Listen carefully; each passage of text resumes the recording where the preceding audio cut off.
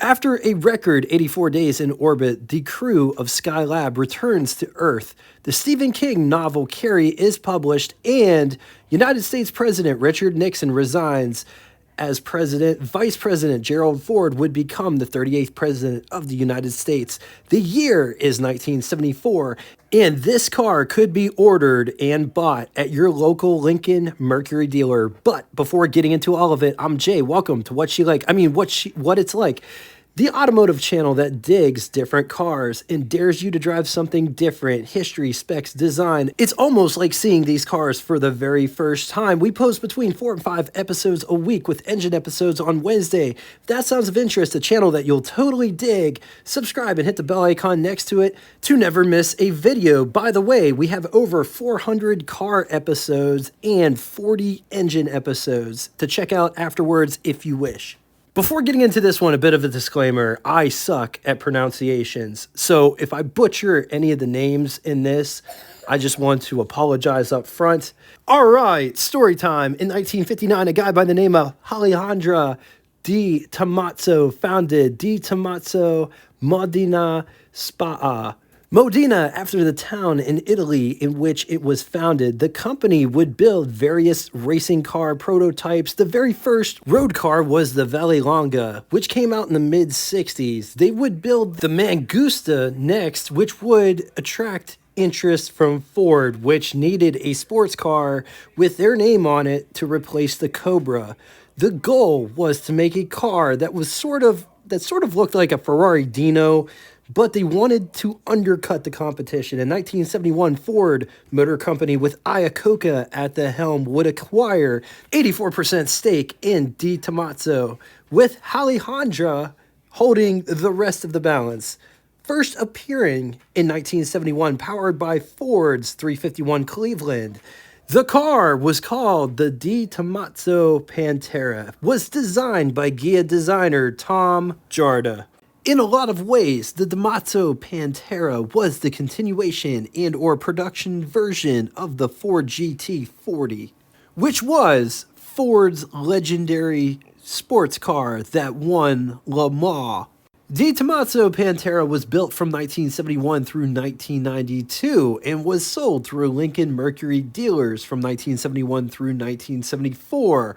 Pantera is Italian for panther. The Pantera was the first affordable Italian sports car with a base price in 1971 around $10,000, which if you really think about it, isn't that bad.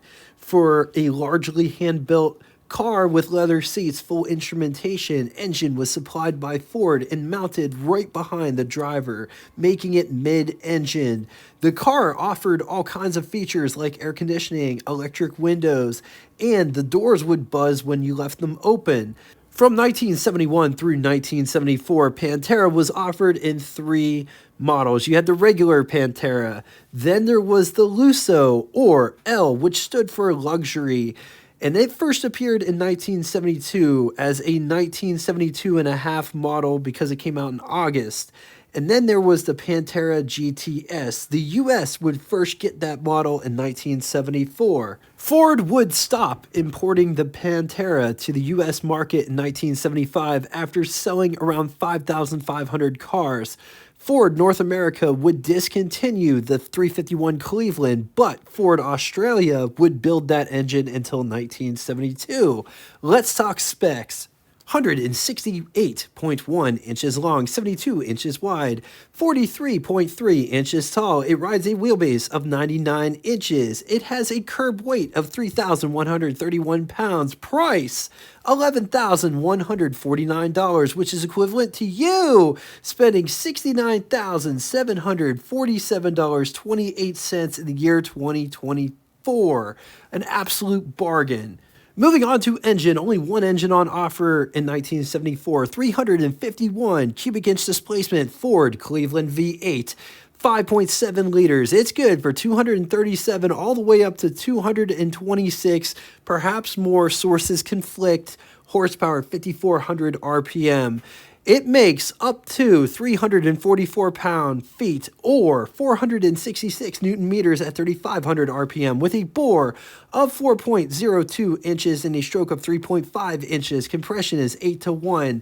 When backed with a ZF manual 5-speed transmission, 0 to 60 could be had in 5 seconds.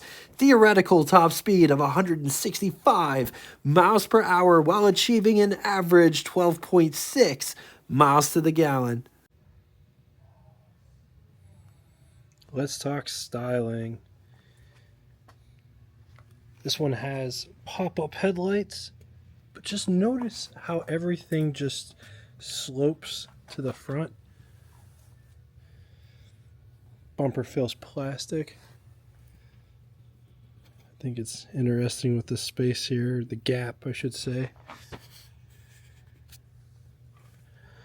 Turn signal indicators are below the plastic piece.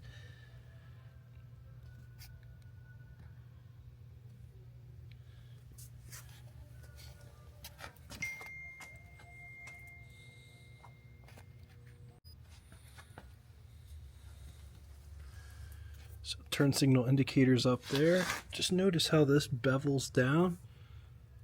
The wheel wells are kind of sort of just like rolled under, but they are flared as well.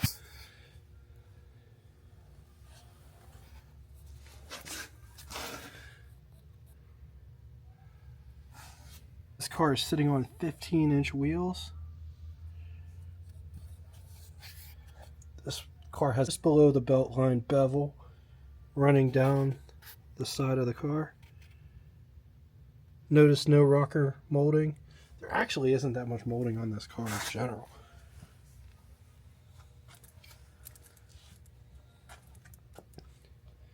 It's got 2 separated external cowls with the windshield wipers going the same way. Stainless at the bottom of the windshield. This car does have drip rails, which start right here and run just to the back here. Gas door is right here.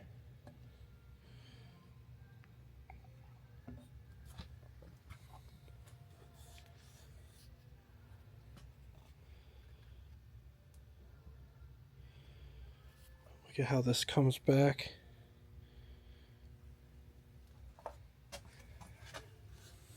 The rear wheel wells are flared. There's a reflector.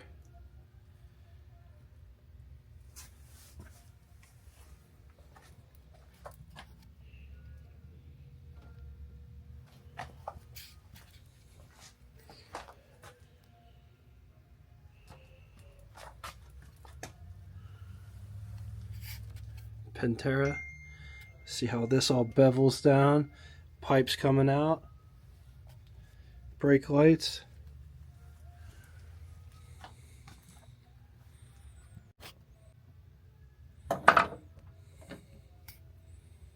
This door doesn't have a lot of heft to it. Just look at how curved it is. The door frame is very curved. Looks very tubular when you open the door. This feels like a vinyl, but it could be a leather, considering how expensive this car was when it was new. Door lock. You could use this to pull the door shut, as well as it's a cubby. Door handle to get out. Door handle to pull the door shut. Notice the vent windows don't open. Coming down inside the pedal box down here, which everything's kind of pushed to the center of the car. Clutch, brake, gas pedal. Just take a look at this interior.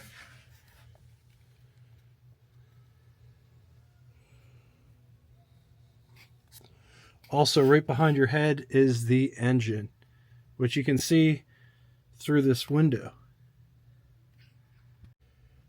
Here is what over the hood looks like. Here is what first person over the hood would look like. Let's talk about the steering wheel. The steering wheel feels a little bit small. It kind of sort of looks out of place in this car. You guys can't get a grasp of how small it is in person, but this is my hand for reference. and it's pretty small. On to the button switches and knobs, starting on the left and moving right. Windshield washers, windshield wipers, four-way hazard, speedometer with odometer, and trip at the bottom. Fan, heater, generator lights, tachometer, which is times 100 instead of times 1,000. High beam, turn signals, which share the same light, and headlights, all idiot lights at the bottom there. Headlights, amp meter, fan, gasoline gauge, heat and ventilation controls, as well as AC controls. This car should have air conditioning. Window switches for the electric windows, courtesy lights, coolant temperature, an unknown switch, oil pressure gauge, vertical radio, 5-speed manual transmission. Up above, there are sun visors, and they look like this. Daytime, nighttime rear view mirror over there. Another sun visor over there. Ashtray, lighter.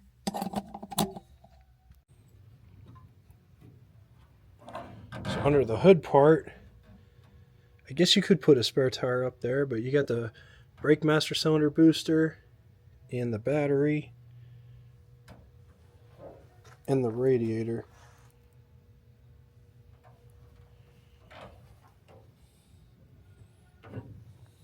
While we're back here,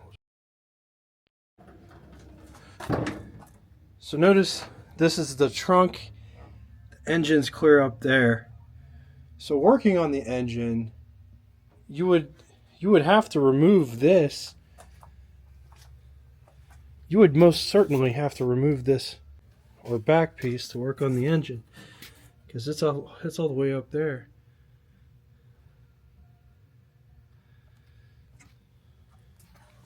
On the positive side, willing to bet you will be the only one at the car show with one great performance.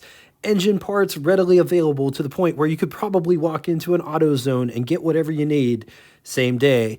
Full instrumentation, strong club support, plushy leather seats against it, cramped interior. Quick story, I've been doing this channel for about 2 years now. In September, it will turn 3 years old. I've been in a lot of cars, and I've never gotten stuck in one. There are a couple cars that are really hard to get in and out of. This car I got stuck in. And I'm not a claustrophobic person, but I was starting to feel that way because once you're in there, you're in there. And if you're tall, it's weird. The pedal box is moved to the center and like you're in there. If you're tall, it's tricky to get in and out of. Rust-prone body parts are probably hard to find. Working on the engine can be an issue and or tricky because of its location. All right, now it's time for Would You Rather. 2 scenarios today. In the first scenario, would you rather have a 1974 Maserati Bora or 1974 Tomaso Pantera or 1974 Porsche 911. I'm going to leave this here for a minute. If you need more time, feel free, pause the video. On to the second scenario, 1974 Ferrari Dino, 1974 Di Tomaso Pantera, or 1974 Lamborghini Countach. I'm going to leave this here for a minute. If you need more time, feel free, pause the video. Now it's time for Name That Tune. First person to get both the name of the band and the song title correctly in the comment section will have your comment pinned to the top of it. Thank you all so much for coming out and watching this. If you'd like to get in touch with me, shoot me a comment in the comment section below or check out our Facebook group that correlates with this YouTube channel. If you don't have Facebook, send me an email. All of it will be linked in the description below. Just know I appreciate everything that you guys bring in the comment section. And until next time, toodaloo! Speaking of Lamborghini Countach, did you ever wonder if a Lamborghini Countach and, say, a lifted Subaru Baja could have a kid, what would that kid look like? Ladies and gents, I give you the Tesla Cybertruck.